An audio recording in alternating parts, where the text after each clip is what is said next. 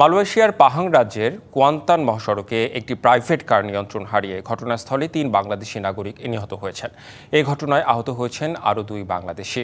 এদিকে জোহর রাজ্যে একই দিনে রাত ৯টায় একটি গাড়ির ধাক্কায় আরও ২ বাংলাদেশি নিহত হয়েছেন, তবে তাদের পরিচয় জানা যায়নি। শুক্রবার সন্ধ্যায় এই দুর্ঘটনা ঘটে। প্রাইভেট কারে থাকা মোহাম্মদ সাবের হাসান, জাহিদ হাসান এবং আবদুল্লাহ নামে ৩ বাংলাদেশি ঘটনাস্থলেই নিহত হন। এছাড়া আহত হন মোহাম্মদ হাবিব বিশ্বাস ও মনিরাম চন্দ্র বাস। তাদেরকে কুয়ান্তানের তেঙ্কু আম্পুয়ান আবজান হাসপাতালে ভর্তি করা হয়েছে। কুয়ান্তানের ভারপ্রাপ্ত জেলা পুলিশ প্রধান জানান, একটি টয়োটা আভানজা গাড়িতে কুয়ান্তান থেকে কুয়ালালামপুরের দিকে যাচ্ছিলেন যাত্রীরা। পথে গাড়িটি হঠাৎ নিয়ন্ত্রণ হারিয়ে রাস্তার বাঁ দিকে ছিটকে পড়লে এ হতাহতের ঘটনা ঘটে। পুলিশের প্রাথমিক তদন্তে জানা গেছে, গাড়ির চালক মোহাম্মদ সাবের হাসানের বৈধ ড্রাইভিং লাইসেন্স ছিল না এবং গাড়ির রোড ট্যাক্স গত মে মাস থেকে মেয়াদ উত্তীর্ণ।